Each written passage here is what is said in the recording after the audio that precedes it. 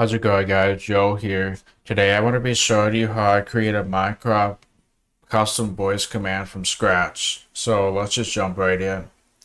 So the reason I'm doing this live stream is because I kind of want to show the process of how I make a custom voice command and just kind of walk you through that overall process because I don't think I'm going to be doing it in this fashion pretty much anywhere else. So I want to do that right here. Also, I'm aware that my audio has been rather quiet in recent videos and stuff. So I'm also kind of experimenting a little bit with that too. Sadly, when I try to turn it up to what most other YouTubers have it at, it has that distortion that it used to have back in the day. And I don't really like how it sounds personally. So I think, if I'm not mistaken, I should currently be at a nice middle ground for all that. Like what I feel safest doing with my current microphone. So we'll just see how it goes in this one. I'm kind of testing it out. If it works, I'll keep using it. If not, then I'm gonna have to keep adjusting again. I apologize about how quiet it is, but I wanna have it as loud as I can without compromising quality and creating intense distortion with the sound quality. So yeah, anyway, I apologize about that ramble over. Let's get into how I create a skill. So as you know, I have a custom voice assistant called Mycroft. I have some other resources that kind of show how I set it up and basically get it installed. It's kind of hard to demonstrate that. I don't really have a concise tutorial on that or anything like that right now. But I do have some resources that go over it. If you have the gumption and you want to try it yourself, it should have enough information to do that. But someday I'm hoping to have a course on how I use Mycroft and basically set it up, and I'm going to kind of go over the fundamentals and what you need to know to create just about any voice command you could possibly want. Then primarily we'll go over how I do the stuff I do, and then doing everything from scratch, which is not required, but it can teach you a lot of stuff walking through how to do it from scratch. So anyway, the point is I do have some content on how I use Mycroft, but it's not the most straightforward. But if you have the gumption, you can probably work with it. In the future, I'm hoping to do a more structured tutorial series on how I use it and everything. But until that time comes, I think this would be a good time to demonstrate how I actually create a custom voice command. This is something where I don't actually know how I'm going to accomplish it yet, but I want to walk through the process and kind of my thought process on how I go about figuring this out. I think this will be really helpful in understanding how to set everything up. So basically, I'm going to create a custom voice command that allows me to control my computer's volume. So I want to maybe be able to double the volume, do half the volume, or at the very least set the volume at some specific number. I want to be able to do stuff like that. How would I even go about doing that? I don't know yet. That's what we're going to try to figure out in this live stream. I'm going to walk through my thought process and just my overall process and how I make voice commands to accomplish stuff like that. I don't really want to do this live stream, to be honest, primarily because of how much extra time it takes, but I feel like if I'm going to demonstrate my thought process, this is literally the best opportunity I have, so here we go. I don't really want to do this live stream timing wise, but I'm not going to find a better opportunity for a process like this one, especially one that's genuine. That's one of the whole points of doing this in a live stream. So I can have it genuine and you can see kind of my raw thought process. None of it's really planned ahead of time. That's what I want to show, because if other people do stuff like this is what they're going to be up against too. Not knowing exactly how to do it, and then you go through the process of figuring it out. So that's kind of what we're going to do in this live stream. So without further ado, let's just jump right in.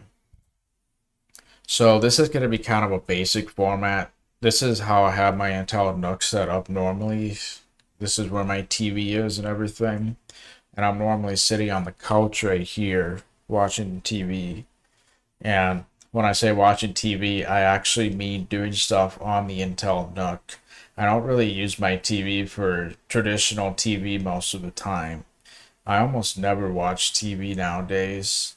And I don't even use smart TV features. I just prefer to do everything on the Intel Nook with a Steam controller, which I do have right here. I control pretty much everything with this thing right here. 99% of stuff I need to do on here, I've done some button mappings for that. It doesn't work right now because I don't currently have the receiver connected. As a matter of fact, I do have some free USB ports, so there. I just plugged it in right when it turned off. It's not actually ready to go yet because I don't currently have Steam running. So I'm launching Steam now. Might take a little while for it to launch. Okay, there we go. So now that I have Steam running, all my button mappings will work. This is how I control my computer most of the time. I got all these different mappings and I don't know why the cursor's lagging. That could just be the reception. Tried to minimize the window, but it's doing stuff on the Raspberry Pi connection, so that's why it's not working. If I minimize stuff here, I can minimize the window, I can Alt-Tab or type pretty much whatever I want to do from the couch, right? Turn it off, turn off the computer, which also turns off the TV. I've actually demonstrated this quite a few times, so I won't anymore. The point is, I like using this on the couch. This is actually basically how I use the TV nowadays. I prefer this over a smart TV or pretty much anything.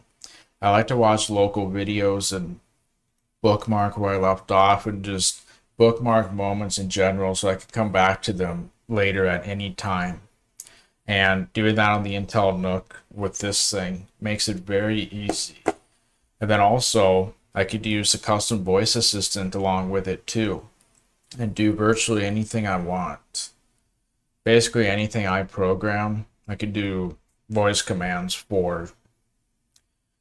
But right now, as you may have guessed, I don't have any voice commands to control the volume. Oh dear. I think it's possible that things are glitching out right now. I'm going to continue with this live stream and just kind of hope for the best.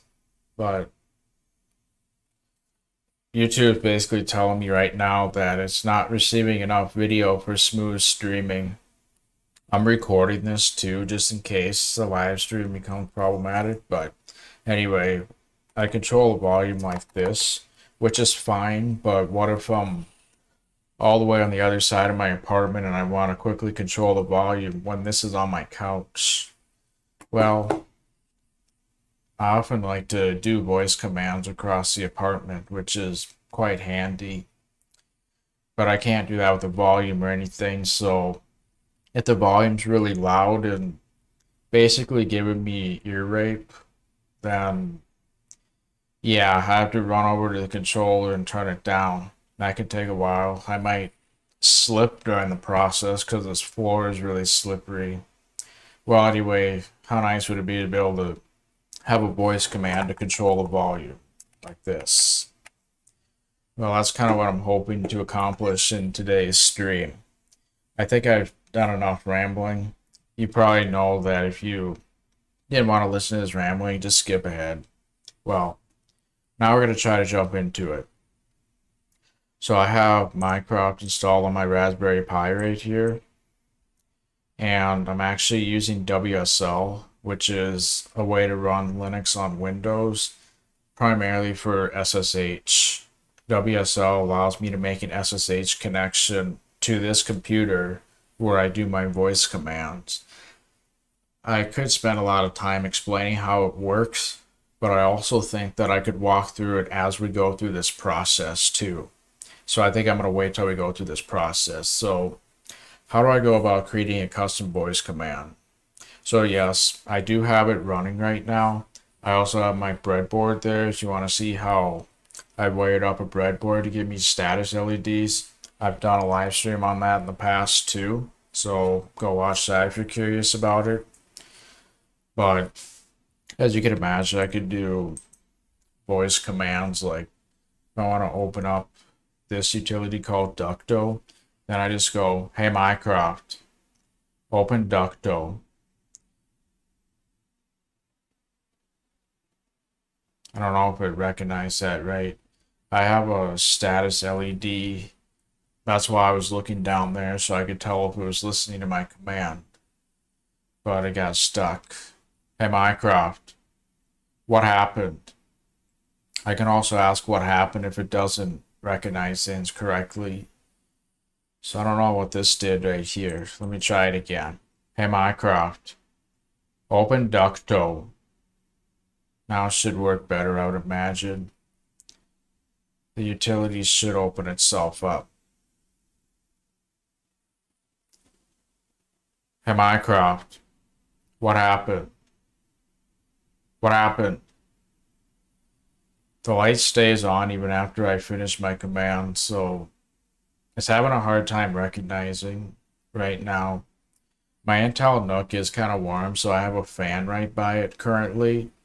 That could be affecting its ability to recognize my commands too. The fan really does ruin it a lot. When the fan is off, it works so much better. I'm hoping to apply a noise filter to it in the future, but let's try to move on. I do want to get to bed relatively decent. It's a bit late right now, actually. Hey Mycroft. Hey Mycroft. Hey Mycroft. Hey Mycroft. It's not listening right now. Hey Mycroft. Hey Mycroft. Hey Mycroft. It's glitching out. I don't even know what's going on exactly. So if I want to check, I come into a terminal, which I'll make bigger for you guys. I go into the folder where all the components are, and I run the CLI. How can YouTube not receive enough data if we haven't even dropped any frames on the stream yet? Oh, look at that. The mic level's all frozen. So this is where I would hit the restart button on the breadboard. So I'm hitting a physical button to make it restart now. So now you're seeing it restart. So that button on the breadboard is so nice. I'm kind of concerned about whether or not we're going to have the microphone working again. Right now it doesn't look like it is, but there's also a chance that if I close out of here and come back in, suddenly it'll work. There have been UI glitches like that before. Okay, maybe I just needed to restart the service. Oh wow, that's a lot louder than normal. I expect it to idle at about 500 for the level. Why don't I turn off that fan once? Just to see if that quiets it. Yeah, that helps a little bit. I do kind of wonder if it's reinitializing though, because it's not really changing anything. I was expecting more output, but maybe it is reinitializing. Well, I apologize about these distractions. Let's try to see if we can stay on track now. So I think the first thing I typically do is I think about how do I want to be able to use my commands. That'll help me decide how I need to program it. How do I even want to do this?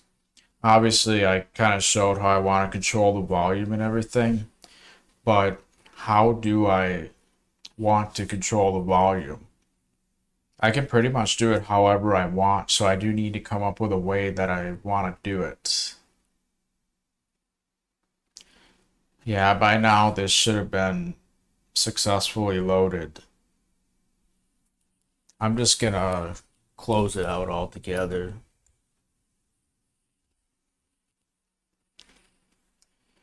Okay, I stopped it altogether. So what I will do is just restart it. This, I kind of showed how this works on the 6-hour breadboard live stream. Feel free to skip or kind of skim around that. I do have timecode navigation. So, okay, how do I want to issue my commands? I think that's what we'll kind of focus on while I launch this right here. We have a mic level, which is kind of a relief. And this is what I expect to see as well. Usually this should come up, but the fact that it didn't before made me wonder if it was a glitch. Most of the time it works amazingly, but there are some times when it kind of glitches out and you have to keep trying things until it works. Unfortunately for me, most of the time when I'm doing videos, there's nothing but glitches, which probably gives a bad impression. But I assure you, there aren't glitches most of the time. It actually works much better off camera. Mycroft must have its own on-camera persona, huh? That must be what's going on. Okay, so right there, sometimes it glitches out the first time I launch it, so I have it automatically restart once it finishes launching. And that almost always works. It kind of looks like it was unnecessary in this instance because I was literally just using it. But when I first started up, then I tend to need to restart it multiple times. So, yeah. Oh, I just realized I typically have music, it's not playing. My bad. Now there should be some music playing. Hopefully that and the audio levels will be good. This is kind of a good live stream to test that before I do more serious videos. I apologize. This is like a typical live stream though, isn't it? I mean, live streams should be more professional with less things going wrong, but sometimes you can't really do anything about it, so you just kind of have to work with what's happening. Now it's the fan level. I just turned the fan back on in case you're wondering. I like to have it on the lowest setting right now for minimal noise. To be frank, it doesn't have to be super loud. It's on the minimal setting. I don't usually have a fan on my Intel Nook, but right now I'm live streaming and the apartment's rather warm, especially since we have no air conditioning. So it was also kind of locking up before too. I think the temperature got up real high. Also, I have a SATA SSD in my Intel Nook. All the text is melting off because that's how warm it is on the inside. You can't even read the text on the SSD anymore because all the text is melted off pretty much. Okay, this is ready to go, so hopefully it will work better. Hey Mycroft, open DuckToe.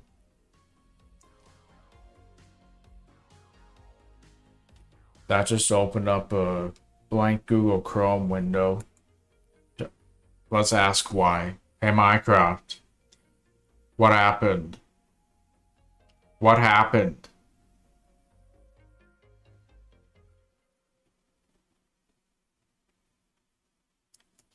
Well, I can look at what happened because I literally have it right here. This thing is just not recognizing my commands correctly. Well, the point is, I could do a bunch of commands like you saw me ask what happened before. That worked fine. Typing works fine. Searching works fine.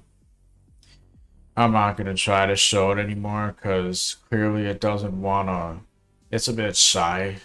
So just going to have to deal with Mycroft for right now. It's a bit shy.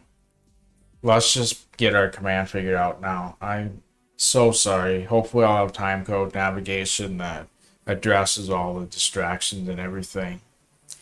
Okay, now we're going to try to start for real at this point. So how am I going to go about controlling the volume? Well, basically, what do I actually want to be able to do? Because I can do pretty much anything I want. As long as I can program it in Python, I can do it. So maybe I want to be able to double the volume to have it figure out what the current volume is and double it. Maybe I want to be able to do half the volume. Maybe I want to be able to set it to a specific number, which I don't know if we're really going to get to because I don't really know the best practices right now for setting the number. Obviously, before I do a course on this, I'm going to figure that stuff out.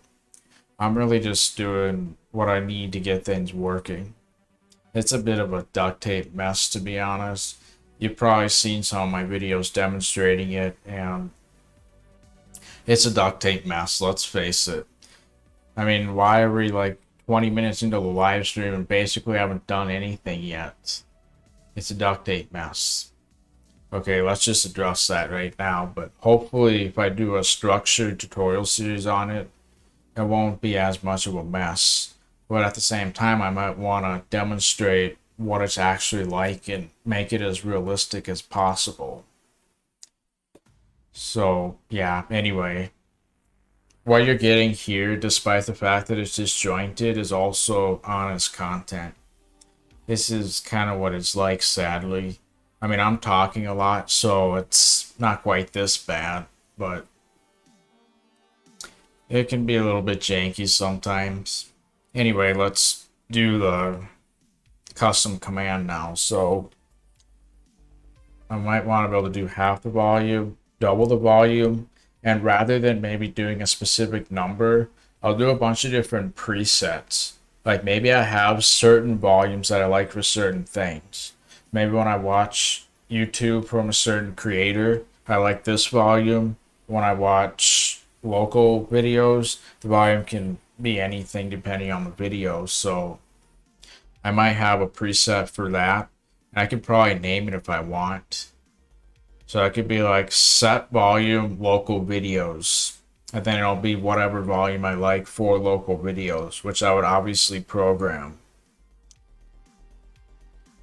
I could do a specific number. Maybe I could increase the volume by 5 or by 10 or whatever. I'm going to kind of do whatever is easiest right now and make tweaks over time. With pretty much all my voice commands, I am making some minor tweaks over time. It's not like I just get everything working right away and I'm done with it. No, I use it a bunch and then I improve it as needed.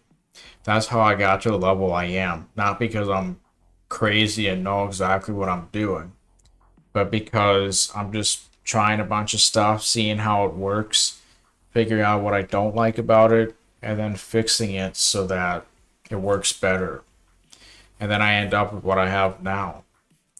Mind you, I've been using this for about a year at this point.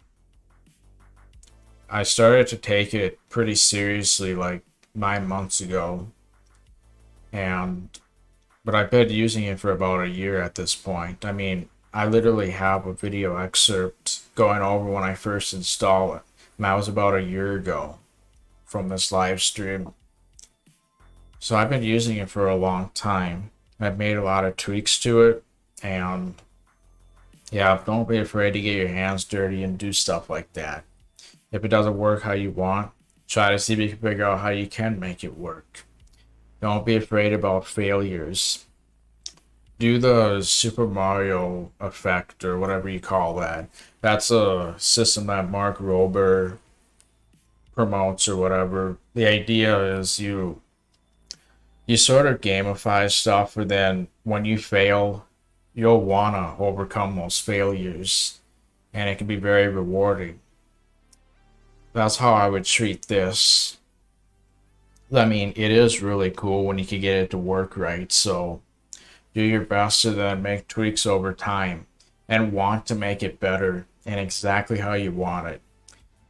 You'll get the best results by personalizing it to exactly how you want it. That's one of the best things about this too. This is literally what you could call a custom voice assistant, because you could literally make it exactly how you want it. I often like to open specific things. I like to search things on Google or YouTube. I like to be able to type stuff anywhere on the computer. I obviously like to be able to ask what happened. I mean, there's a lot of stuff I do with it because that's what I can do with it. If there's more stuff I want to do with it, which there is, then I will make those abilities. So, for example, I want to make it so I can eventually move the mouse entirely hands-free. But that's a pretty big project, so that's a little ways off. But in the future, I'm hoping to do everything hands-free, even without this thing right here. I mean, how awesome would that be? But I think the most optimal setup is a combination of using this and those voice commands. The voice commands help with typing and everything. Sometimes things are faster on this. In fact, sometimes things are faster on this than they are on the keyboard and mouse. Just because hitting a button can sometimes be more efficient than doing keyboard shortcuts and everything like that. So, yeah, I mean, putting the computer to sleep certainly is faster on this thing. All I do is hit this button, boom, it goes to sleep. I'm sorry about getting sidetracked, but if you don't really have a lot of background, this rambling should help clarify quite a few things, I'm sure. So, alright, let's try to focus for real now. So, how do I want to do this? I think I'll probably do that half volume or double volume, kind of like in Star Trek. I might make it so I can increase it, and when it increases, it'll do it maybe by 5 or do it by 10 or something like that. I don't know. I'll make tweaks to it over time. I want to get something going for right now, kind of at the very least show my thought process for how I do this. We might not actually end up getting a whole lot done during this live stream, considering we're already like a half hour in. But I want to do enough so you can see kind of my thought process, and then you should have enough of an idea of what am I actually tweaking and why. Should hopefully learn enough from this that you understand how changes are made over time. So this should be enough to understand that. So yeah, double volume, half volume, increase it, decrease it. I think that's what I'll probably do for right now. Then I'll make tweaks over time as I see fit. So now we know kind of how I want to use it. I want to be able to say stuff like increase volume or decrease volume, right? That's the idea. So now we have an idea on how I'm going to use it. I think the first thing we should do before we even create the skill is to figure out how we accomplish this in raw Python. And then we can turn that into a Mycroft skill that actually works. But first, let's figure out how we do this programmatically in the first place.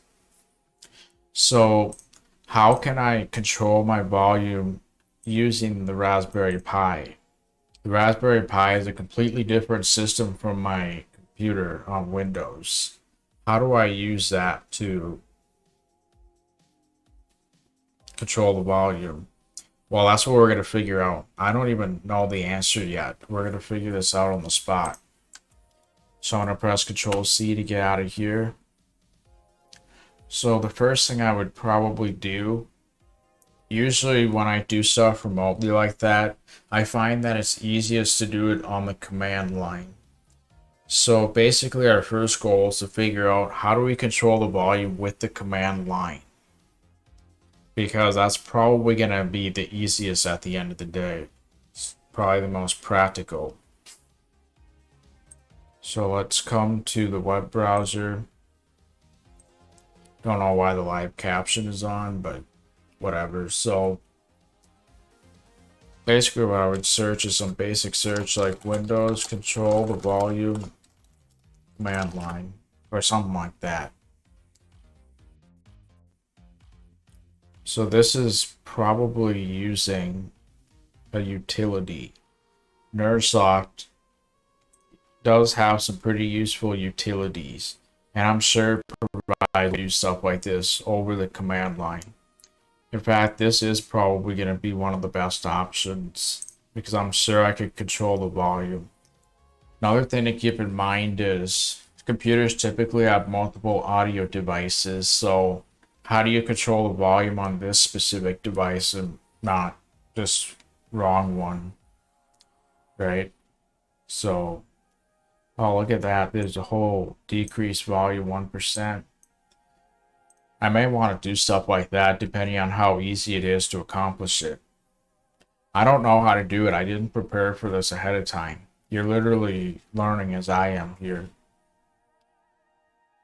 So I just kind of want to see what other options there are.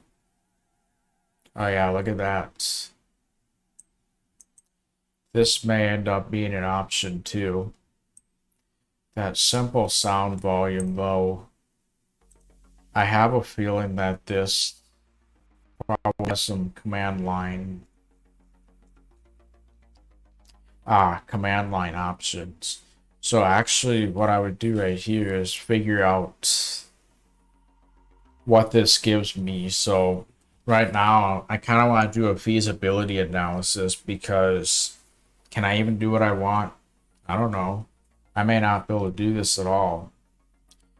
Get percent. Yeah, I think the getting percent is going to be quite useful because if I want to increase it by 5 or 10, I'm going to need to get the percent in order to increase it. So we have a way to get the volume, I assume, which we'll test in a bit. We also have a way to set the volume from the looks of it. I assume that'll give us what we want. So why don't we test it real quick? So in order to test it, I'm going to have to download the software. So how do I install this thing? Definitely not this. I don't think that's the download button. Usually, well, that's definitely not the download button. That's an ad of some sort. Download button may be on the very bottom. Here we go. I'm going to get the 64-bit. Oh yeah, the other cool thing about Mycroft, which I never mentioned yet, is because I'm doing it remotely like this, I can do it across multiple computers if I want to. So if I were to set it up in my ideal form, I would make it so that all these things I can do across all the computers and tell it which computer I want to do it on. Maybe I want to do things on all of them. So like mute all of my computers. And then it goes ahead and mutes every single computer. So that's what's also cool about it. That's one of the nice things about having it on a Raspberry Pi or some central device. I can make it work with all the computers at once. Or just one. That's fine either way. So this is the utility we're going to use. So this looks like a pretty basic executable. So I'm gonna extract it real quick. I'll probably put it in the program files. This is the live stream, so I'm showing the big camera for a second just in case. So I'm creating a folder called sound volume in the program files and then pasting them in. I need a bit of stretches to do it. Okay, so hopefully this is the executable that gives us command line options. Oh, perfect. I like that. It gives examples on how it works. It can get really complex, but it can also be very simple. So I think what I'll do is I want to use command prompt rather than PowerShell because that's likely how I'm going to be controlling it with the voice command. So what I'll do is I'll open command prompt right here. Probably didn't see it for a split second. That's so I can do the administrative privileges. So let's change into this directory right here on command prompt.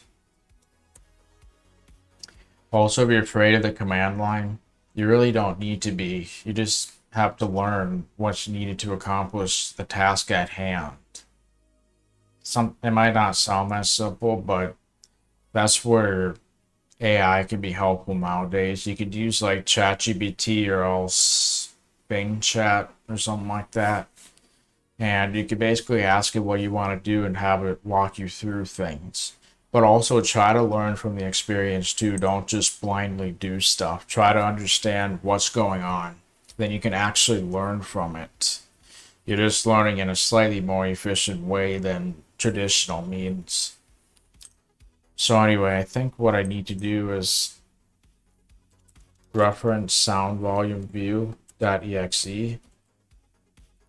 So I just started typing it in with a capital S, and then I hit tab until the correct thing came up. So in theory, I should be able to do a get percent. So what is my current device? If you look in the corner, it's Samsung Intel Display Audio. Hopefully I'll be able to figure out the right syntax for that. So if I come into the volume mixer, yeah, it looks like it's that Samsung Intel Display Audio. I also could have copy and pasted this too, I just realized. So we want to see if we could retrieve the percent. Once we figure this out, then we can figure out how to do it in programming. So get percent. I'm gonna have to type it in exactly, I think. So it's Samsung and in parentheses Intel R, capital R, display audio. So let's see if we can get it. So we got nothing back, as you can see right here. So something did not work. It's likely that I have the syntax wrong somewhere. Just kind of comparing this with what I typed in. It could even just be Samsung for all I know. That might not even be what's wrong, but right here I'm just kind of guessing things. I don't know what I'm doing, as you can see, but that's not going to stop me. No.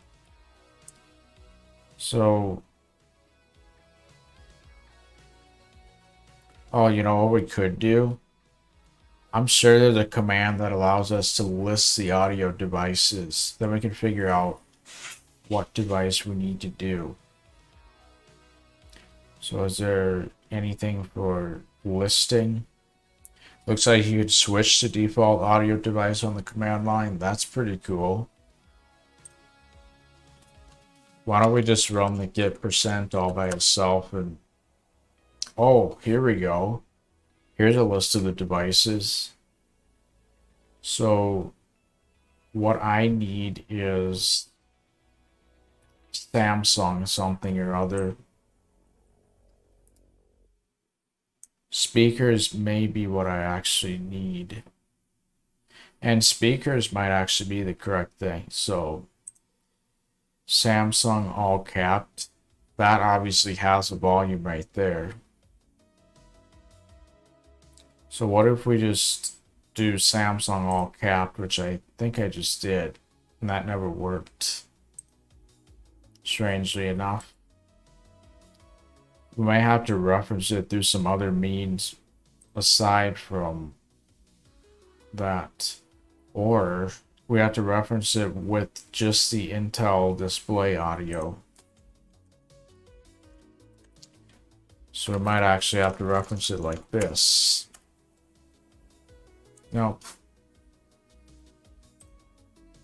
Basically what we're trying to do at this point is, how do we reference our specific device? I think I've done something like this before, but I don't know exactly. Command line friendly ID. Hopefully I don't need that.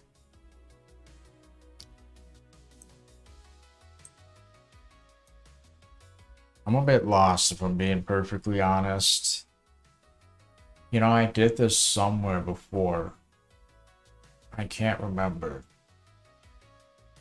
I'm kind of tempted to figure out how I reference the device.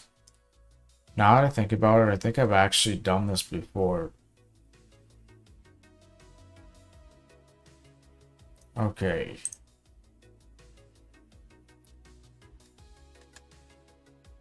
Unfortunately, I don't.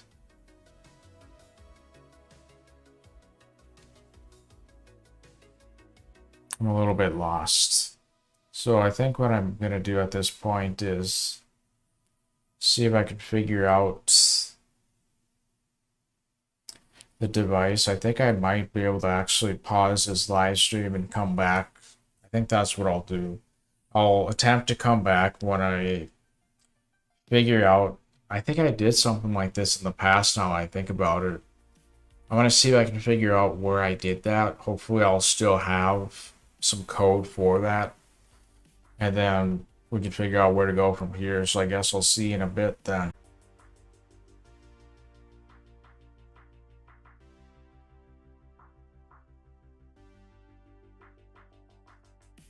Okay, so unfortunately I couldn't really figure out how to do what we were just trying to accomplish, but I did find using another utility from Nersoft.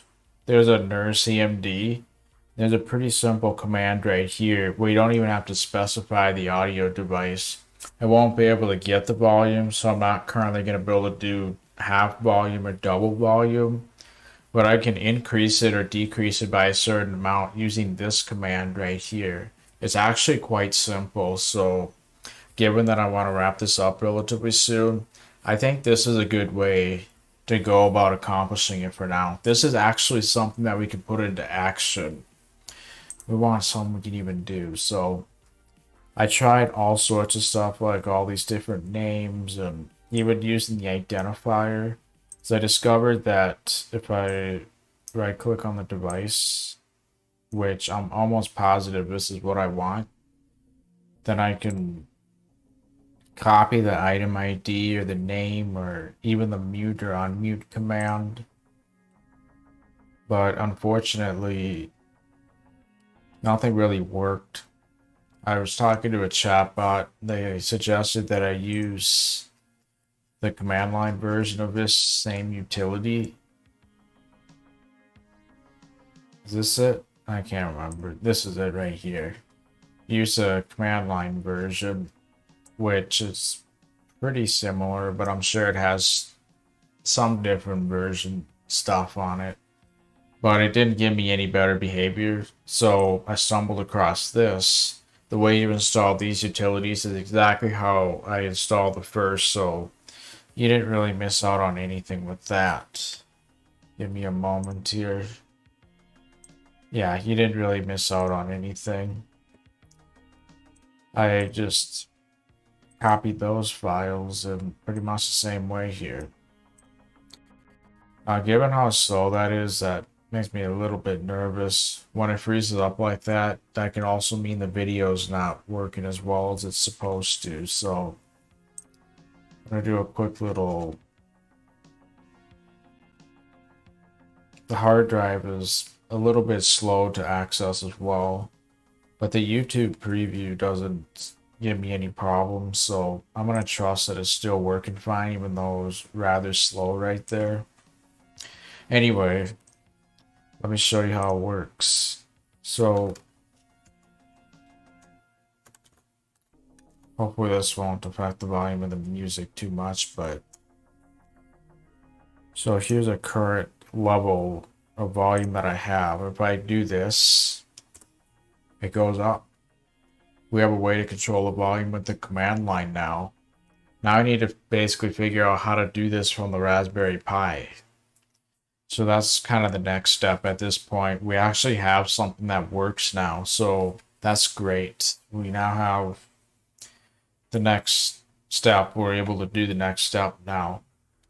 So if you look at the instructions, it increases or decreases the volume by whatever unit of measurement it uses. I'm probably going to do like 7 or 8,000 at the time. So I'll probably do like an increased volume and decreased volume for now. And then as I use it over time, I might make some slight changes, which I'm not going to show on camera, but this should give you a good idea regardless. So this is what I'll stick with for now. So I think I'll either increase or decrease by 7,000, or I'll have some sort of preset number. And if I want to go to a preset number, there's probably a command for that. I'm not going to figure that out right now because it's kind of late. But what I could do is bring it down to 0 and then go up by a certain amount. Then I can do whatever number I want. 0 will give me to some common number that no matter what volume it's at, it'll give me the same result in the end. By going to 0, then whatever I want. By increasing it by whatever I want.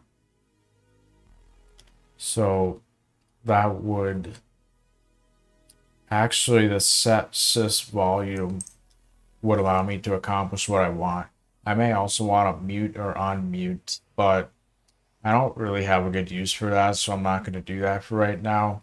There's also a lot of other stuff you could do with this. So for some reason, if I wanted to eject a CD drive, I don't have an optical drive on this computer, but I do on my other computer, then I could do a voice command to eject the drive with this. So you see where this is really powerful. Wait, there's one for turning off the monitor. This doesn't actually put the computer to sleep, it just shuts off the monitor, it looks like. That's cool. That could be handy sometimes. I may consider using this in the future as well. I mean, look at all the stuff you can do with this. You can create voice commands to do any of those things in theory. But for right now, we're concerned about changing the volume or setting the volume to some hard number, which that's probably what I'll do for my presets actually. I'll figure out what number I want. And I'm just going to be kind of doing trial and error until it gets to the right number, because my number is between 0 and 100, whereas this is between 0 and 65,535. So it is proportional. So I may end up adding some math in there actually. I could literally create a Python function that converts that number into the percent. And that would totally be doable. Or I convert a percent into this number. That's probably what I'd actually want to do. And see, I could literally program my custom voice command to convert numbers like that to accomplish the end goal. Because I'm using Python, it gives me all that flexibility. I can mute and unmute and everything. So that's what I'll do. So for now, I'll just worry about increasing and decreasing the volume and then setting the volume. You can imagine how I would figure that out. I just kind of guess what number I need based on trial and error, and then I program it to do that number. But in this live stream, I'm just going to worry about increasing and decreasing by, let's say, 7,000. I'm not even gonna give myself a dynamic command where I can just say anything, because that's too complex for this right now. That's one of those things I could refactor in the future, aka technical debt. Giving myself some technical debt over this, and that word means pretty much exactly what you think it means. So anyway, we now have a way to do this. So now, how do we control it with the Raspberry Pi? Well, I'm going to use SSH. So let's come back to the Raspberry Pi. Okay, that's not the best view. We can work with this though. All right. So how do I get on to my other computer? Well, using SSH, I can go SSH-P 2022 because that's how I have it configured. I will be showing how I do SSH host-based authentication in a video later on, but I would recommend looking at other resources until I have one that shows how to set up SSH correctly. What I could do is do this and then connect at the IP address, and using this I can get into the device just to make sure there's not. Oh geez, I don't like the way that froze when I transition. Might be freezing up a little bit. Okay, let me clear. All right. I think things are pretty responsive now. It's freezing up a little bit. This is an Intel NUC that's not particularly high end, so that's bound to happen. So anyway, now I have an SSH connection with this computer, which is a WSL instance. So basically, I could kind of show you that real quick. Just want to make sure nothing comes up. So I could just go to here, type in Ubuntu, because that's how I have it configured.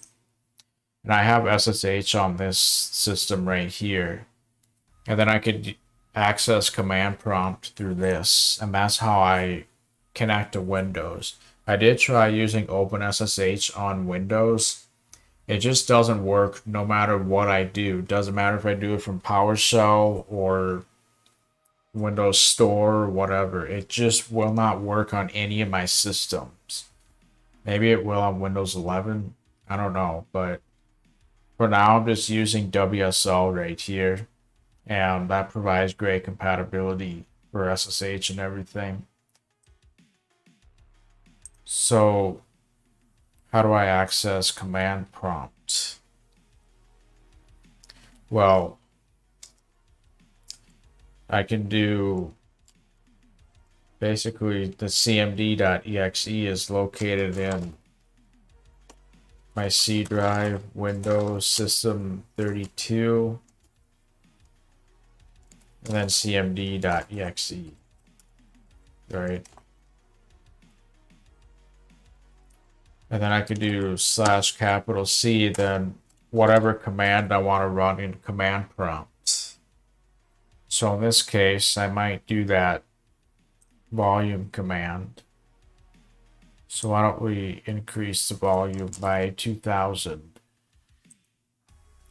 on the Raspberry Pi. So here's a volume reference so you can see it. So this should be the command. That's actually not the command because we need an absolute path to this file unless I add it to my environment variables, but since it should always be located in this same location right here, I should be able to use this path right here. So I should be able to copy and paste this. I'm using VNC also. And hopefully because it's in quotes, it'll handle the spaces. Let's see if the volume goes up. We're probably going to run into an error. Yeah. So there's a couple different ways we can handle this. I think one thing we should be able to do is escape the spaces potentially. So every time that the space, put a backslash right before it. That might work. I don't know. Wait a minute.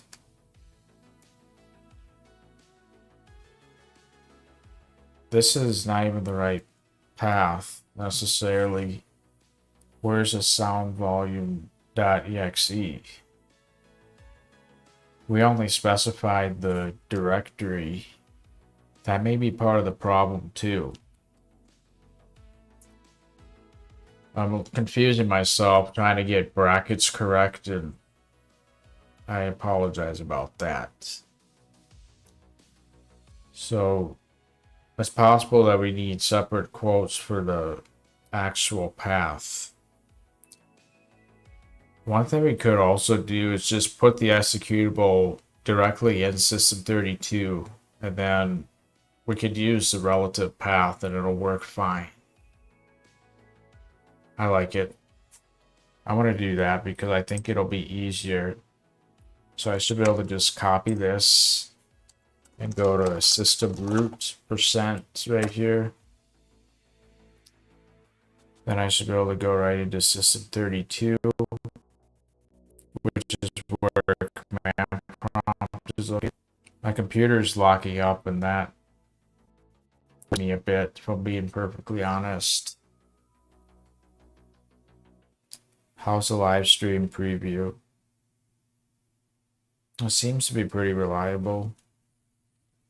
So System32, there's probably a environment variable for that too. I'm not sure. I'm not deleting System32 here. I'm just adding something to it. So let's try that once. So we should be able to just say ner cmd.exe, and then the command we want. It simplifies so much by putting System32 right in there. We're putting it in System32. Okay, let's see if this works. Oh, heck yeah.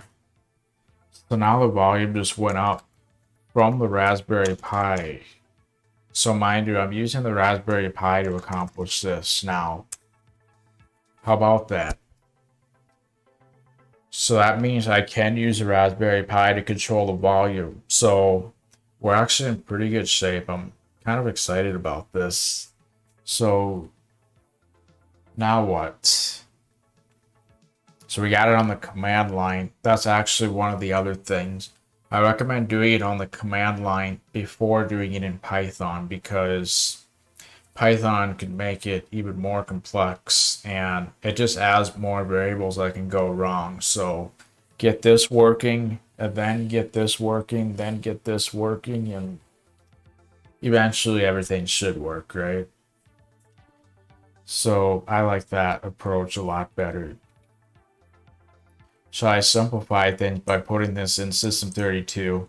Not really conventional, but it's not illegal. So may as well do it. So now that we got this, we should see if we can get this to work in Python now. So I think I'm just gonna use a Python interpreter for now. Well, I'll create an actual script.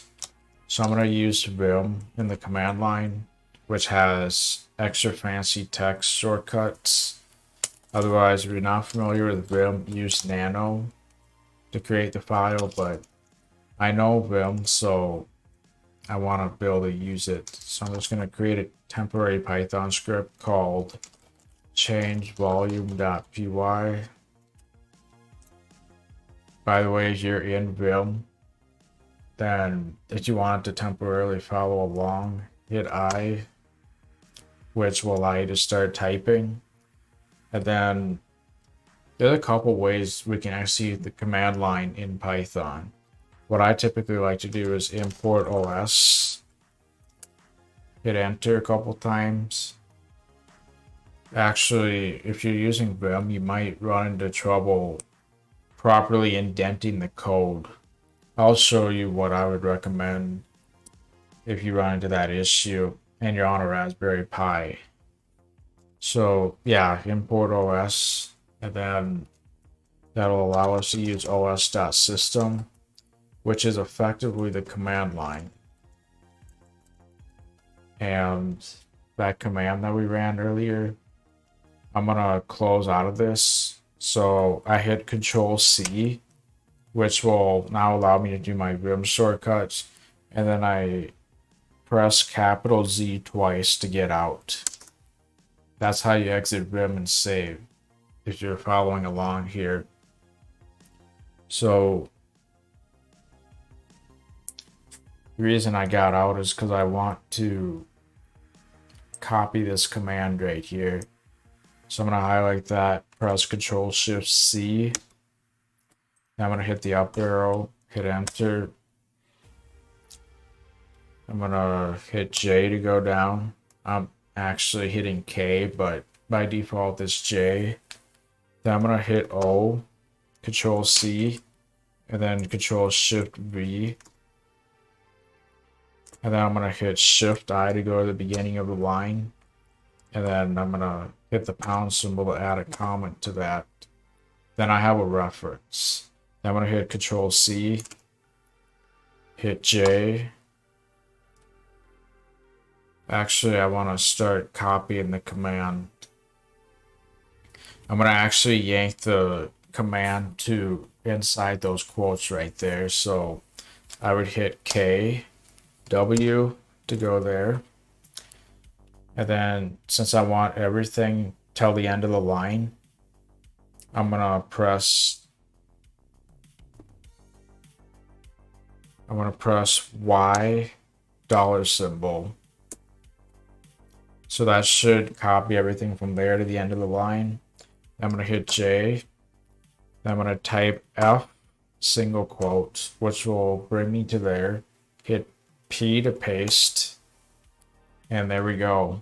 Now I got the command inside of there. So in theory, well, that's not really going to work because we have to make an SSH connection. So if you're following along with me in Vim, press Control C, capital F, so Shift F, single quotes. And that glitched out because auto hotkey, that's irrelevant. I'll try that again. Yeah, Shift F, single quote will bring me there. Then I'm going to hit A so that I start typing one character after that. And we need to make an SSH connection. So in my case, I just do SSH-P 2022. And that will be Zinzi43 for me. You do however you connect to it. And you'll want to have host-based authentication so that it's really easy to do this. Otherwise, you could use SSH pass, which I would look up how to do that. I used to do that back then, so some of my videos may cover that. But then I'll put in the IP address. And we will run into some problems here. So I have single quotes right here for that and there. And then we have double quotes for this. So we don't really have any quotes available left. Can you do single quotes in command prompt just out of curiosity? Come on. I'm no longer running this. I'm gonna press Control C, then Shift Z again to get out. Uh-oh. I just realized I'm running this script on the SSH connection. This should be coming from the Pi directly. I think the command will run the same way, but technically I should be running this from the Pi itself. So I'm gonna actually exit, and then I'm gonna go to the home folder, and I'm gonna send that file. So I should be able to do SCP-P 2022, and then the user at the IP address, and in theory I should go colon and the path to what I want to copy. So in theory I should be able to do the home directory, but an auto hotkey script is preventing me from typing the tilde, so I'm going to suspend hotkeys. Now tilde slash change volume.py, I think that's what it is. And I just want to put that in the home folder where I already am here. So in theory, I just sent the file to the Pi now. So if I look at the home folder on the Pi, I should see the change volume. So now I have it on the Pi too. Anyway, let's see here. We're gonna have trouble with the quotation, so I think we should run Python. So I'll just hit Python. Well, no, we're running the script. I'll hit Control D to get out of this. When I actually vim back into the change volume file,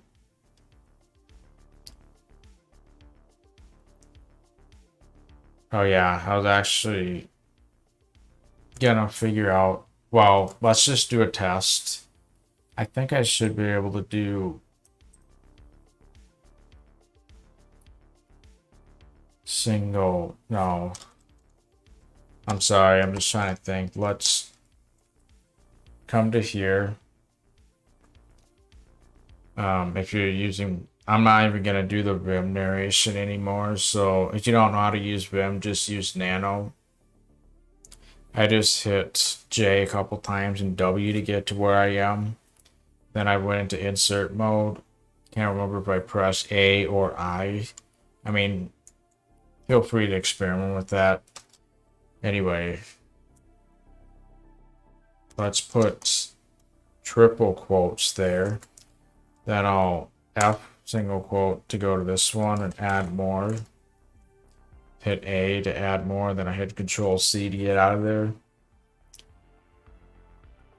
It is a little bit confusing with Vim at first, but man, when you really get the muscle memory down, you do it without even thinking about it, and you can see why it's difficult to go back. So now I'm doing triple quote right there, which should allow me to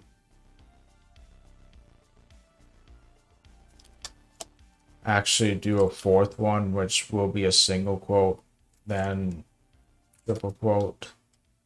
So now I'm gonna jump back to the most recent period, which will bring me over here. I just hit semicolon to go back.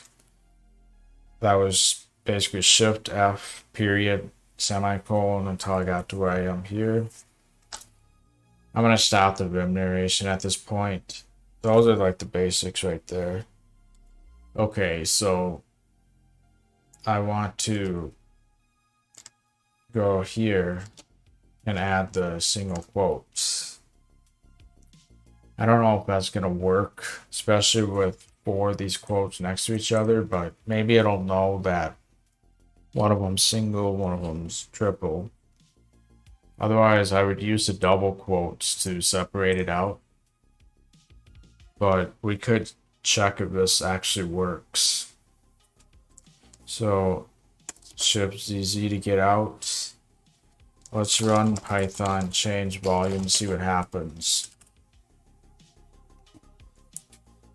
Okay, so that's probably a sign that we have either parentheses or quotations wrong.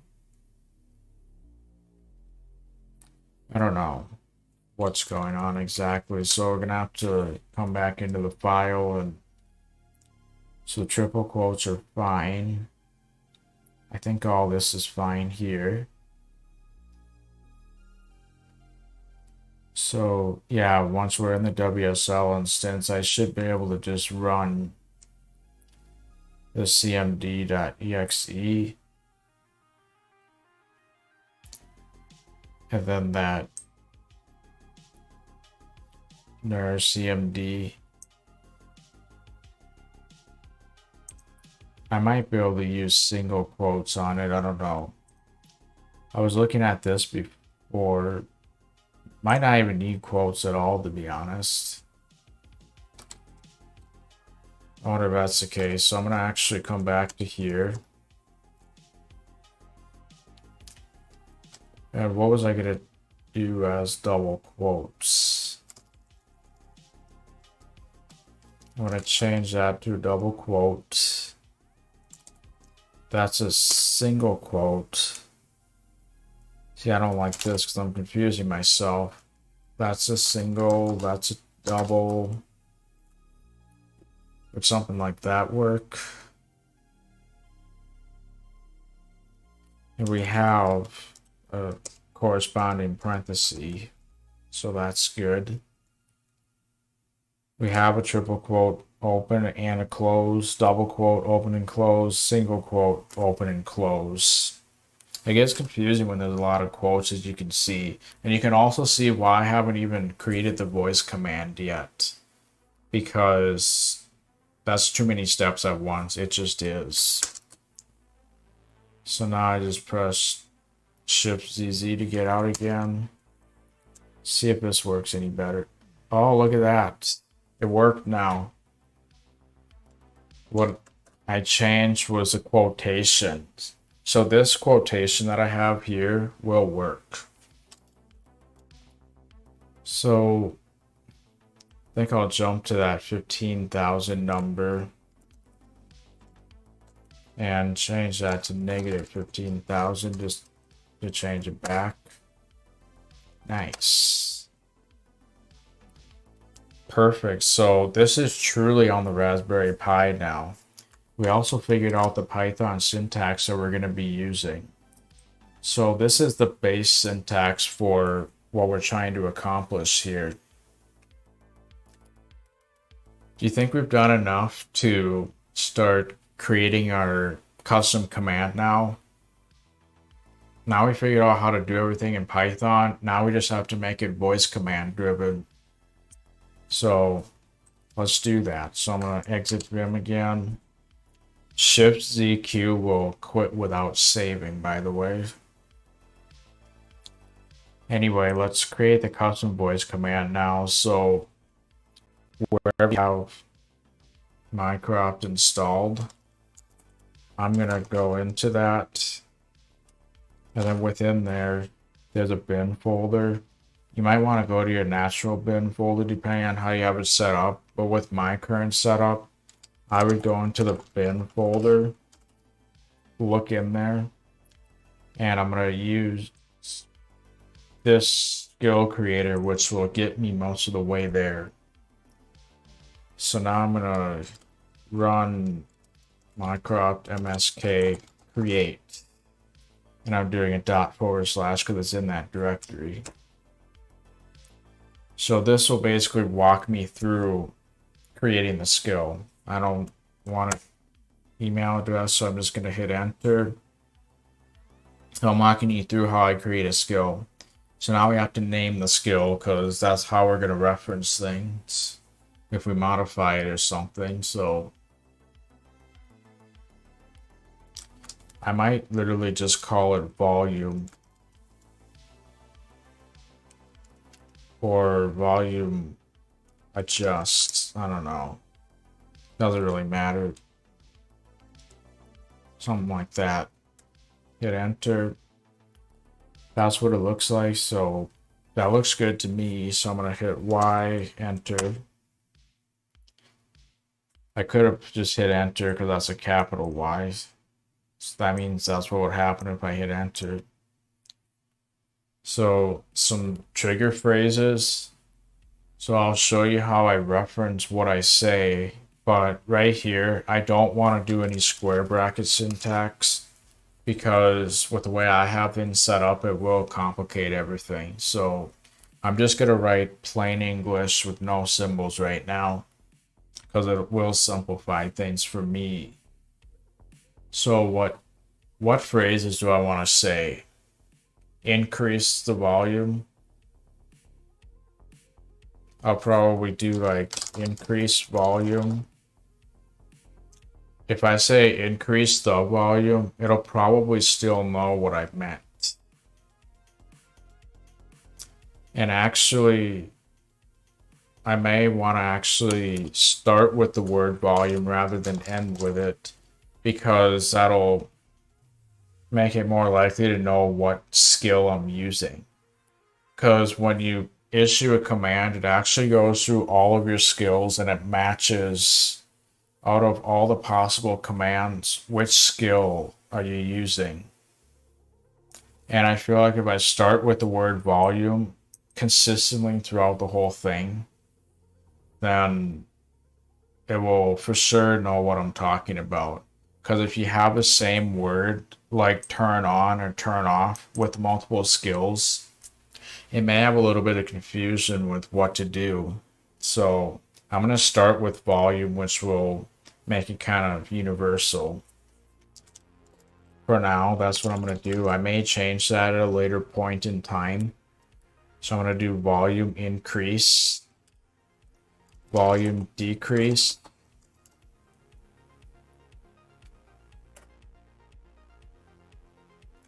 I may also do increase the volume and decrease the volume. It could create some confusion, but that's actually a risk I've just decided I'm going to take. So those are the things that I can say to it. So I'm going to hit enter, then I'm going to hit enter again.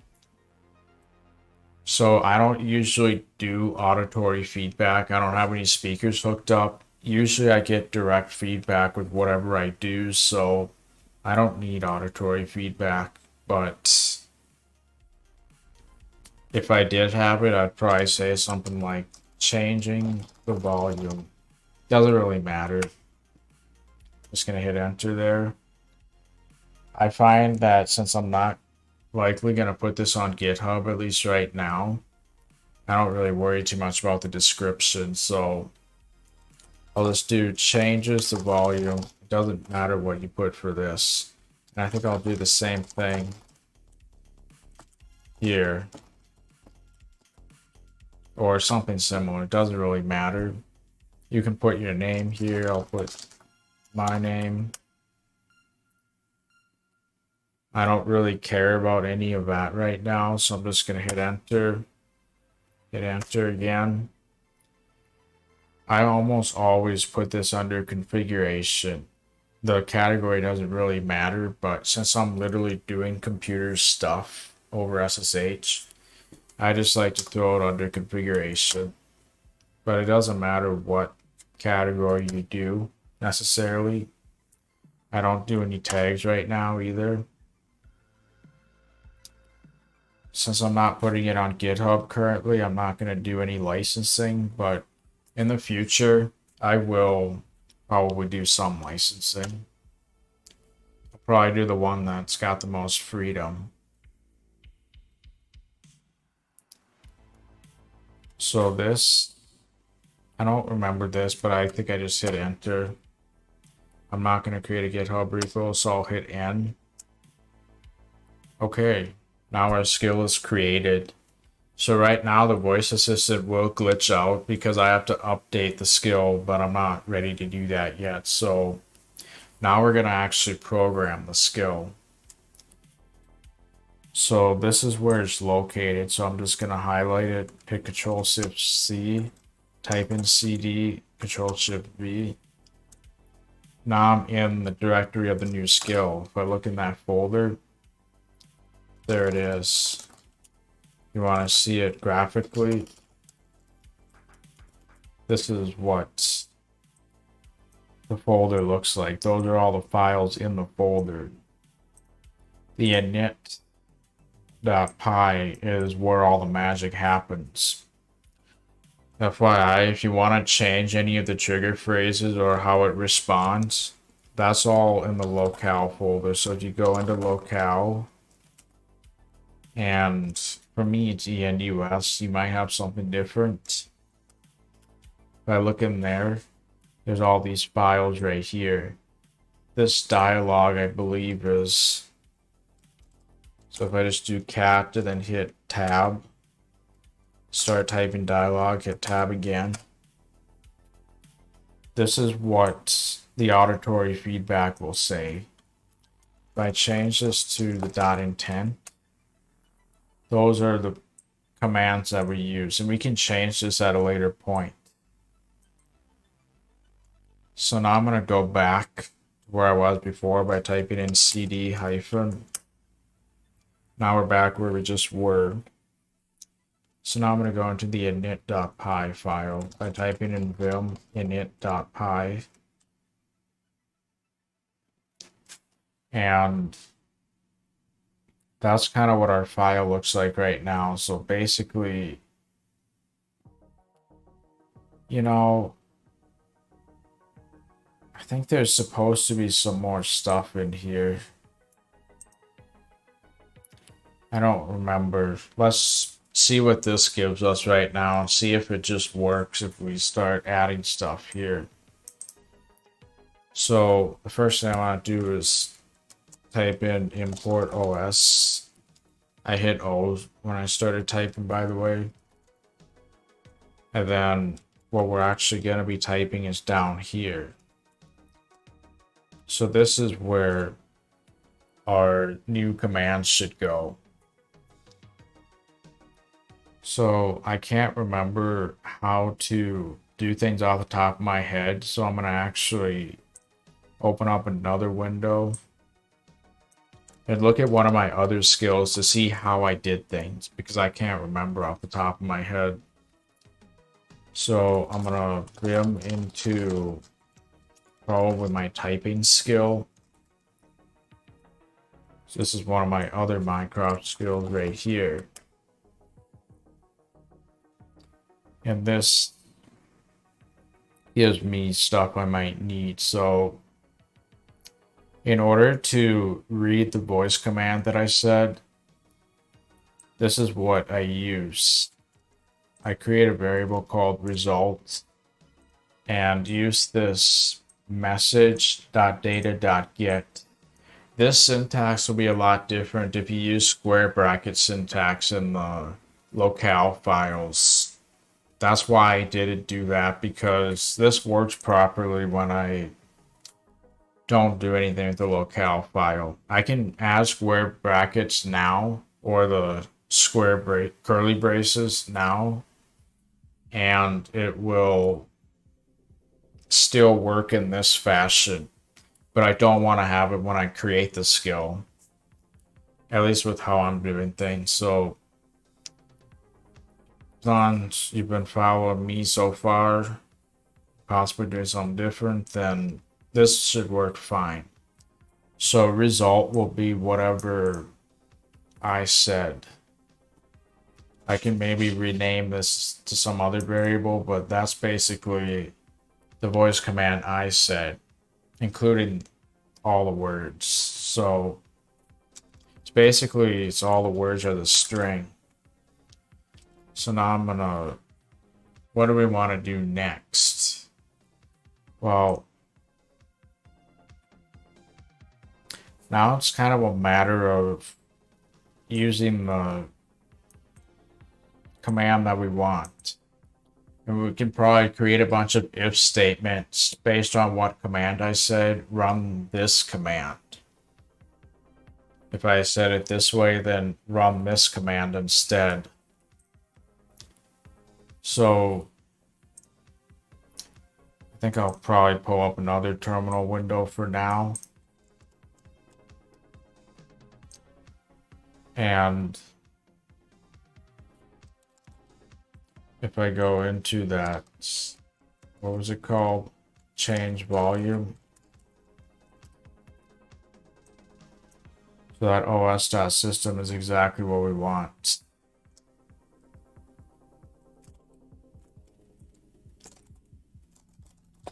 So I'm going to get rid of the line numbers on the left because that usually screws up my copy and pasting vim. So now I got rid of those numbers. So in theory, copy and paste should work exactly how I expect.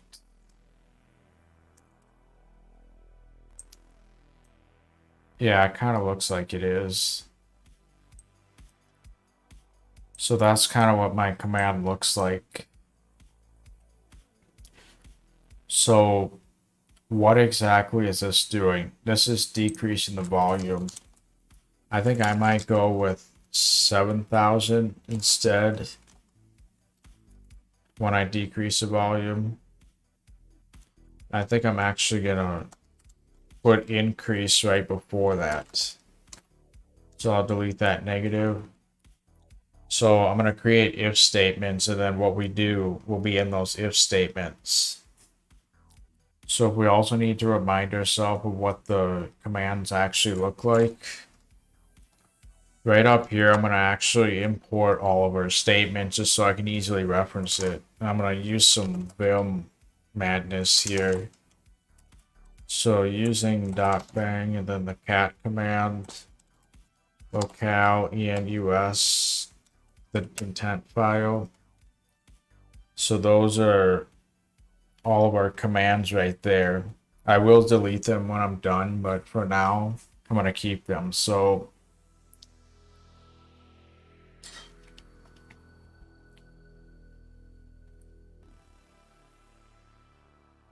there's a way to look for keywords in Python.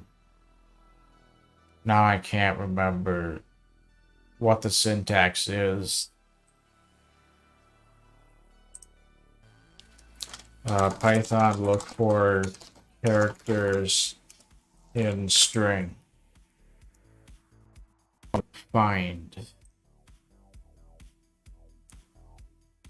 So I think what .find does, it gives me an index.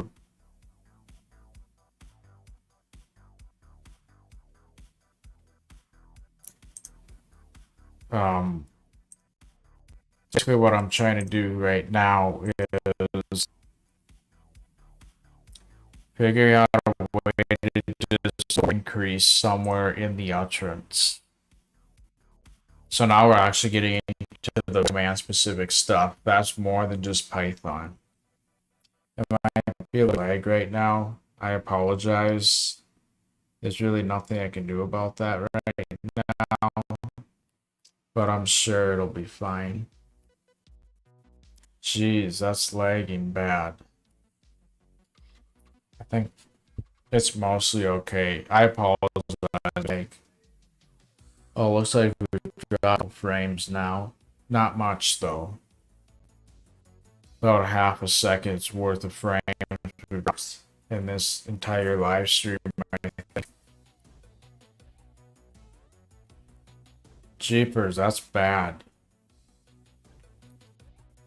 I have to reset some stuff if I want to fix these performances.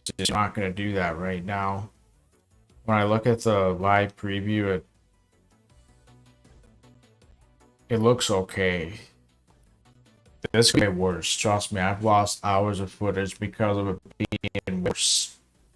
Everything looked fine, but when I looked at the final product, it was really laggy. Jeez, that's actually bad. That is lagging massively. let's just carry on for now. I apologize about that. So I basically want to look for the word increase in my if statement. So and basically I'll say if this should be below result, not above. So if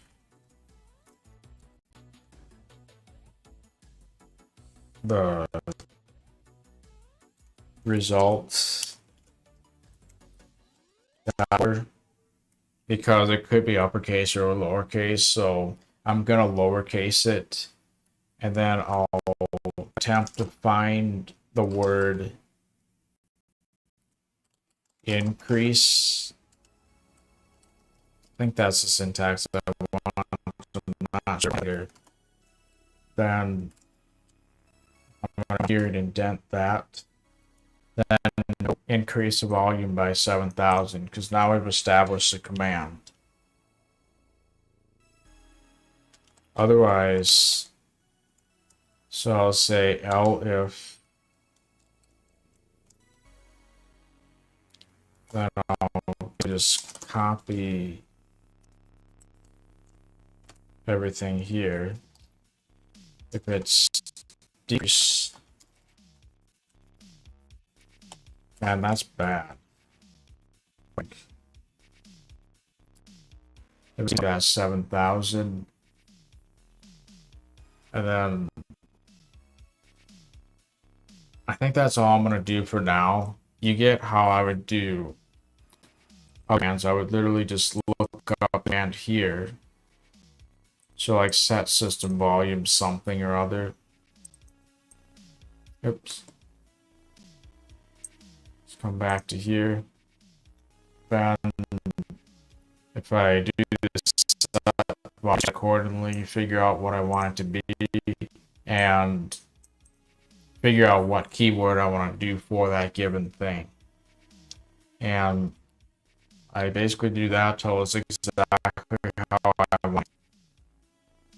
So that should be everything I want. There might be some glitches, I don't know, but all I can really do is try at this point. So we look at the top of the file, OS is imported. You could also use subprocess, but it's up to you what you want to do. Oh yeah, let's get rid of this too.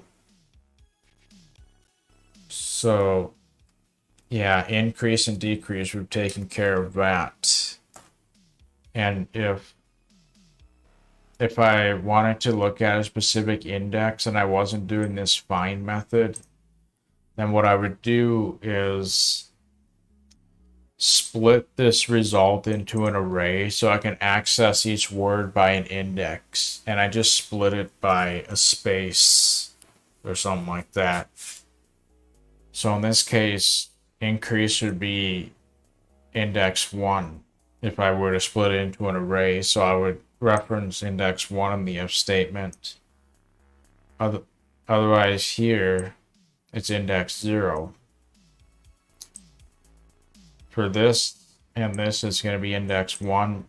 But if I use this find, oh, and actually, I don't know if this is how we want to structure it because it gives us an index. But if you look at the Python syntax, you'll see that basically if it's not -1, it exists. Right? So we can kind of determine what our command on whether. So I treated this like it was going to be lean true or false, but that's really what I want to do. It doesn't true or false, so what I actually want to do is check if it's not equal to -1. And that not equal to -1 is the same here. So I think that should be a more proper way to structure it.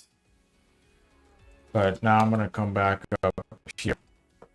and get rid of those statements. So if I didn't make any mistakes, then that should work with our commands. So let's see. So now we want to see if it works. So I'll go into that folder again. And I want to restart the skills. Now that I've modified the skill, I need it to take effect. Oh, and by the way, as you're starting it up for the first time, I should have specified you just go like this.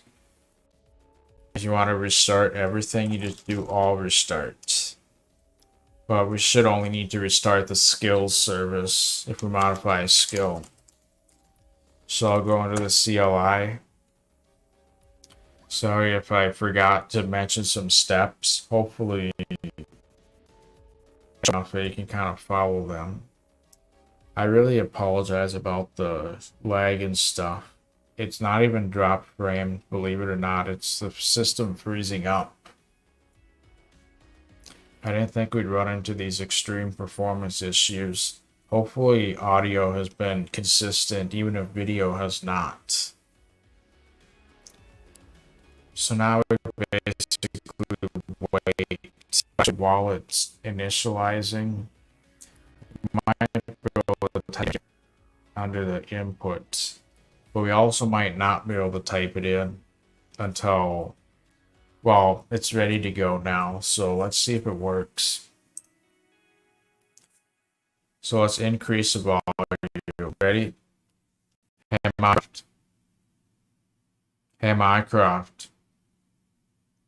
Hey Mycroft. Hey Mycroft.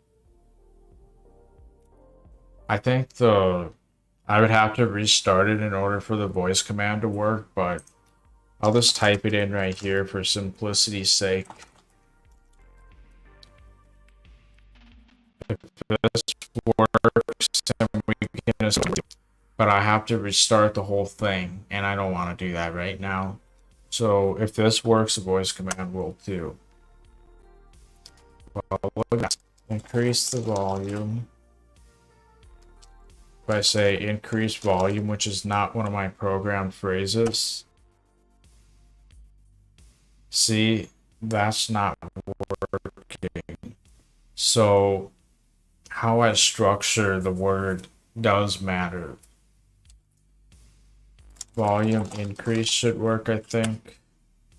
Yeah, that works. Hey Mycroft. Yeah, I have to restart Mycroft and then the voice stuff will work. If I restart it, then I assure you voice commands will work. So let's decrease the volume. Go down, which it did. So that is how I create a skill or ability. I just showed you the process, basically from start to finish. I didn't even know how I was going to accomplish, but look at that. Now it works. I could probably restart everything real quick. I typically do it with the physical button, but that all restart that I showed you earlier, that works just fine too. But I prefer to do it with the breadboard because with my current setup, that's a more proper restart. So it's currently restarting right now, and after about a minute, then I imagine it'll be ready to go. So while we're waiting, why don't we do a little bit of reflection? So the commands actually work now. It's also weird. It worked on the first try. I mean, to be fair, I did some testing beforehand and that didn't on the first try. But I just can't believe that the programming I did actually worked on the first try. You saw how I remembered some things last minute. That usually doesn't happen. Very lucky there. I happened to remember last minute that I needed to do this or that. And basically the errors that would have happened is I would have forgot those things. Let's see if it works. Whiteboard telling me that it finished restart. Hey Mycroft, decrease the volume. It worked. So, that's not very much.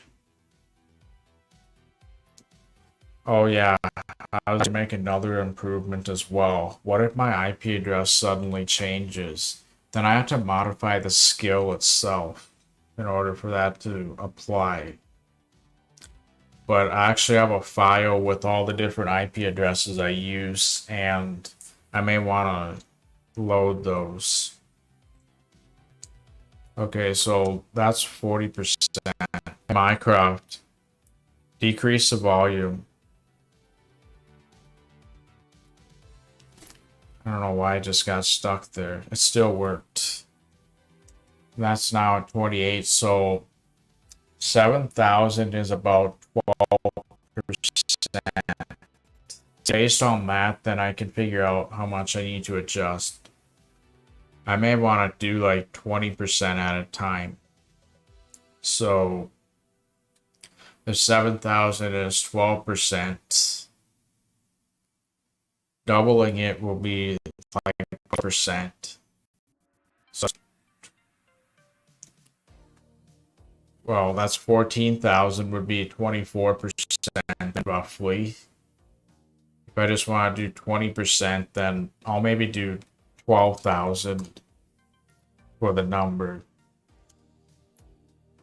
So I'm gonna load, which is in opt Mycroft skills. What's it called again? Volume adjust. I just start typing in volume and then the init file. So I'm going to change that 7,000, 12,000.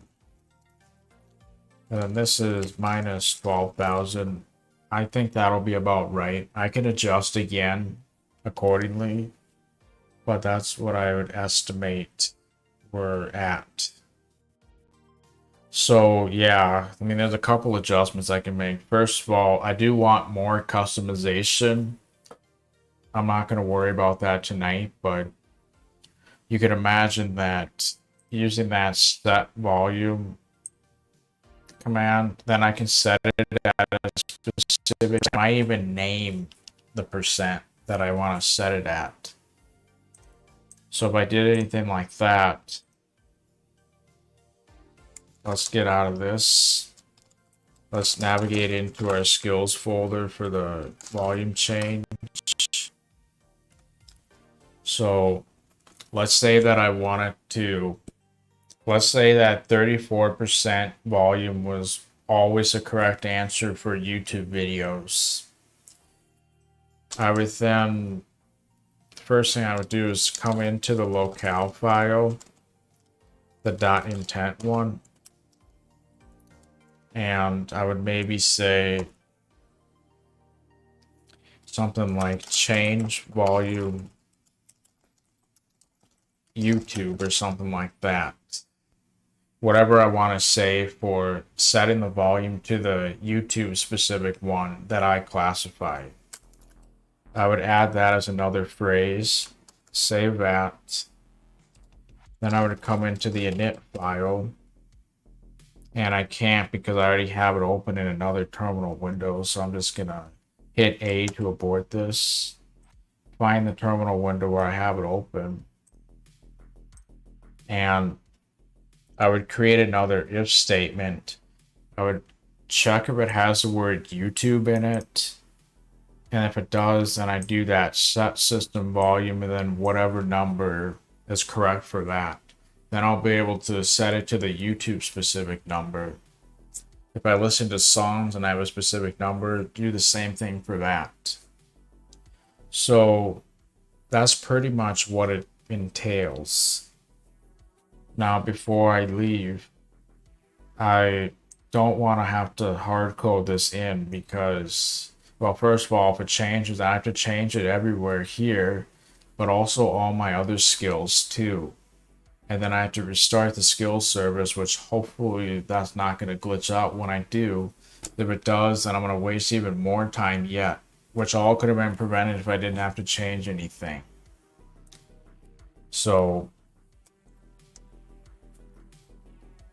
the way I address that is I have a text file, which is basically a centralized location where I have the IP address, and I would load that text file. So I'll just load it from addresses.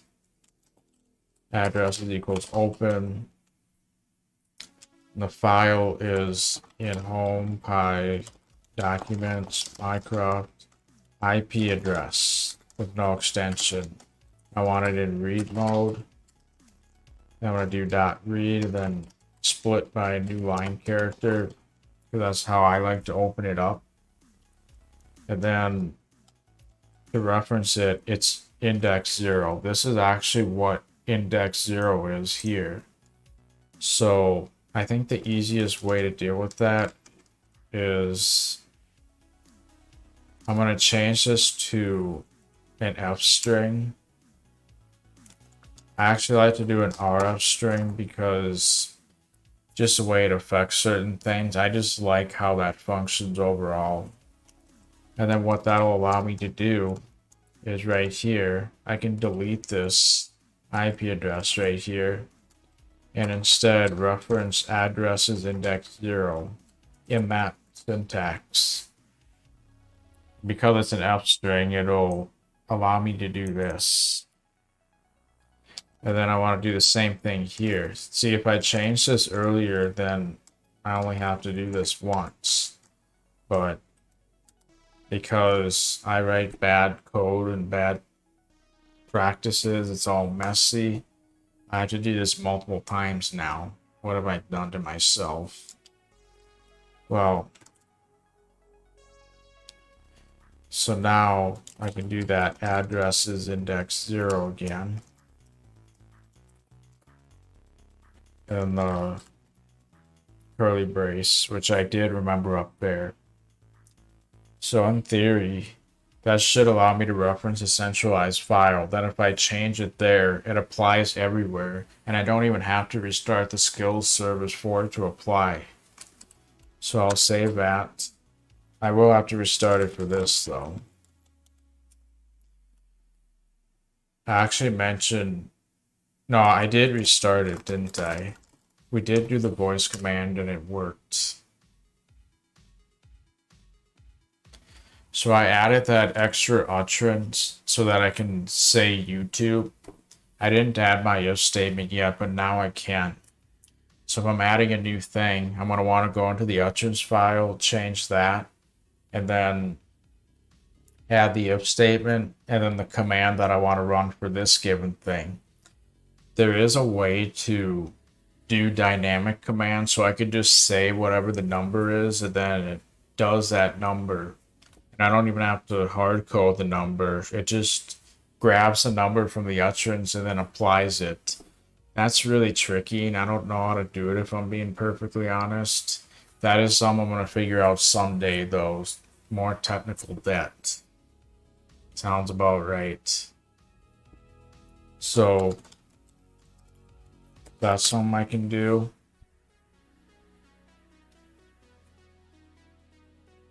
So this may have finished loading, I'm not sure. The status LEDs don't function when I do the skill restart. In fact, I may want to consider adding a third button for that. But I actually just use the restart button in the first place if I modify a skill. It just takes a little bit longer, not much though. So now that works. So why don't we make sure it still works? So I'm at 26 right now. What did it go up to? Hey Mycroft, increase the volume. I don't know why it waits extra long, but oh well. So that's up to 42. How much did that go up? Like 20? I'll mess around with it and see how I like it. Oh, and also, it still worked. Even though I'm referencing a centralized location for the IP address, it still worked. So somehow I did it without mistakes. How did I do that without mistakes anyway? Well, I've been doing this quite a lot. That I can only do that because of how many mistakes I made in the past. That's actually the only way I know as much as I do with this type of stuff. All the mistakes I've made trying to do it. And then making those mistakes over and over again until I really learn. So, a lot of those nuances that it seemed like I knew off the top of my head was from making mistakes over and over and over again. So, don't be afraid to do that, because if you can overcome those mistakes or just get through them and do whatever's needed to accomplish the goal, then you'll learn a lot from it and get to a very high level. And that's something I'm probably going to emphasize on the tutorial course if I do that someday. I will be a lot more structured than this, I can assure you. I want things to be concise, and I want most people to be able to follow it with relative ease. Of course, I will encourage feedback because I'm not going to get everything perfect. And if people want to see something different, then I may re-record some of the videos. Who knows? But I do want it to be a really good course because, as far as I can tell, there's nothing like that that exists currently. And it is quite complex to figure these things out. This actually will get you most of the way there just watching this stream right here. Because I just kind of showed you the mindset involved with creating a custom voice command that remotely controls the volume on a whole different system. If you can do this, you can see how that would apply to just about anything you want to do. So like my ability where I open up files and stuff, I basically do that os.system and just simply run the command to open it up in almost the same fashion. The process for opening files is nearly the same. I could show you real quick. So if I look at my OpenScript, this looks pretty complex, but there is some code I can get rid of and it'll still function the same. A lot of it's from trial and error. I will mention that if you need to print output and you want to be able to see it on the Mycroft CLI, then I recommend using os.system with the echo command. Or something like that. Basically use the echo command because the print will not work on the Mycroft CLI. But the echo command will work. So you need to see your debugged output. That's how I would do it. So this looks really complicated, but to open up files, I actually have a text file with all the things that I want to be able to open. And then I have a fuzzy search mechanism to take my utterance and find the closest match. Because there's a pretty good chance that it'll recognize something wrong. But if I do the fuzzy search, it'll probably still be able to match to the correct thing that I want to open. So that's essentially how that works. I have a list of files and then I match the index of what I want to open. Then I open that thing, grabbing it from the file. All the codes right here. I have other videos that overview this particular ability. So go check those out if you're curious. But if I end up doing one of those tutorial series, I will actually go over this in pretty good depth so you can understand how it all works, and we'll probably attempt to create it from scratch. That's not a required component by any means. You should be able to just follow a README on GitHub, which I'm hoping to get to someday. Then you can adapt it to your environment without having to reinvent the wheel. But I will show how to reinvent the wheel if you want to learn the whole process, kind of like what I did for this. So that's a very optional component. But if you want to learn, then watch those optional videos. If you just want to get things up and running, then watch my tutorial on how to download the skill and get it set up in your environment, which I swear will be much quicker. So yeah, and my search ability is basically how you would do that in Python as well, and then add in the voice command driven stuff. Same with my typing ability, where I can type stuff pretty much anywhere I want. So like if I want to type, hey Mycroft, type what is the answer to life, the universe, and everything. So it didn't get everything because it stopped listening early for some reason. That happens every once in a while. It's kind of a weird mechanism what makes it decide to keep listening or not listen. But if I want to be able to type anywhere, then you basically do how you would accomplish that in command prompt. I'm essentially using the clip command with command prompt, grabbing my utterance, putting it through the clip command, and then executing an AutoHotkey script that presses Control V. That's how the typing ability works in a nutshell. If you can figure out how to do that in Python, then you have exactly what's needed to create that ability from scratch as well.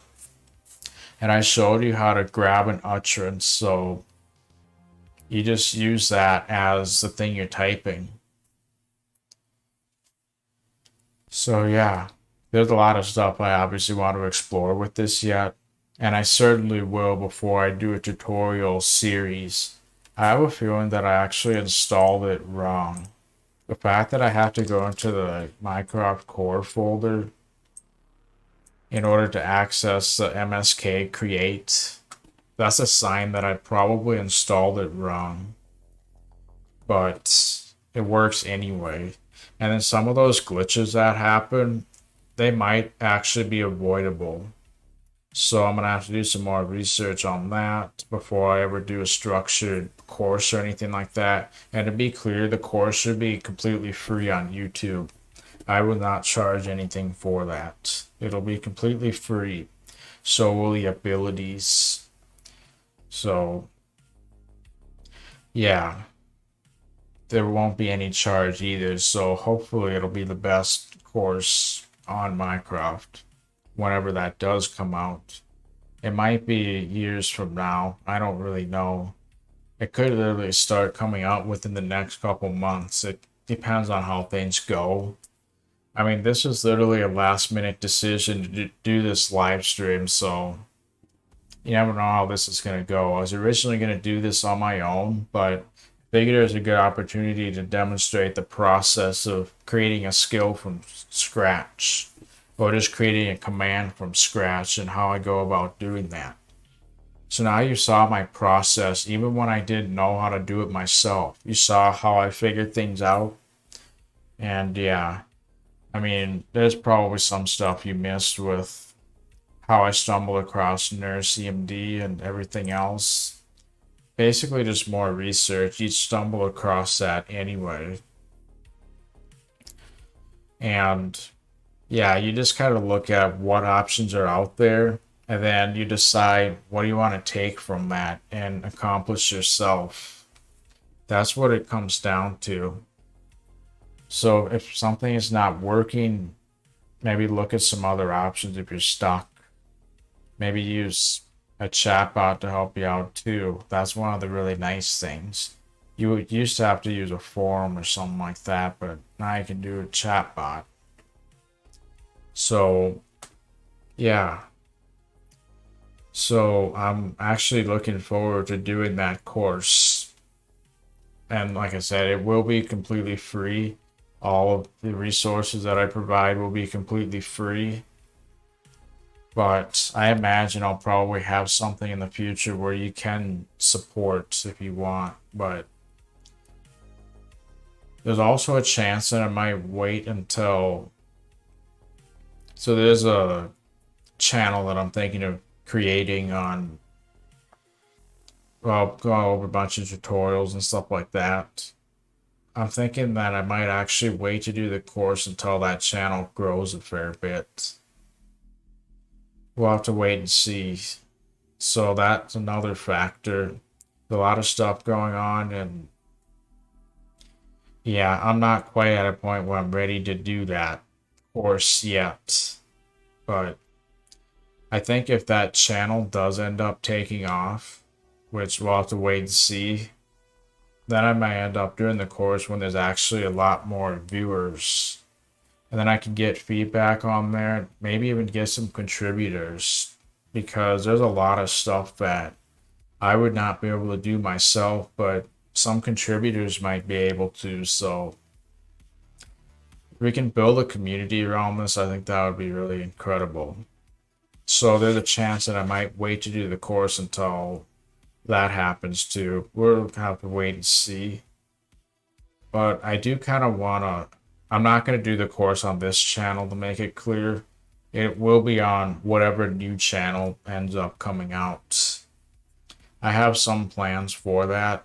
I just have to take the time to do them at this point. But the course would likely be on that channel, and it will be public. It'll probably be like a learning playlist too, I imagine. And if it did get big enough, I might have channel memberships and or super chats or super thanks. And that would probably be the way to support. Or you'd probably do like an Amazon gift card in the future if you do support. I'll think about that when that time comes, but I apologize about being in a rambling mood. Sometimes it might not seem like that big of a deal, rambling and everything like that, but when you're actually rambling, you have this feeling that you're clearly rambling, and yeah, it just feels all jumbled up, and I apologize. So that is pretty much it though. So I think I'm gonna wrap up. I do want to get to bed now, so yeah, that'll be it. I will probably put this on GitHub in the future, I would imagine, as with all my other skills, but I have to actually completely redo my GitHub before I can do any of that. And I don't know how long it'll take before I do that, but you can certainly leave comments if you want that, and that will actually make it a higher priority. I'm kind of trying to prioritize all these things that I got going on, and if I do get comments about it, then it will make it higher up in the priority list. But if you actually want a little bit of code, just leave a comment, and I could actually leave a direct reply in the comment, and then you can copy and paste it as needed. So until I do the GitHub thing, if you need a quick little bit of code, just let me know what you need, and then I'll paste it as a reply. Hopefully it doesn't get filtered out, because code syntax could be mistaken as malicious, but I assure you it's not. I could even do temporary GitHub files, but I don't even know if I can do that either. Well, if you need some code, just let me know. We'll try to work something out. That's the main point I'm trying to get at. So that's going to be it for tonight. I think I covered everything. Yeah, it's getting late. I can't think anymore. So because I can't think, I feel like rambling. It all makes sense, doesn't it? Well, that's going to be it for now. So if you have any questions, comments, or concerns, feel free to let me know. I'll try to get to you as soon as possible.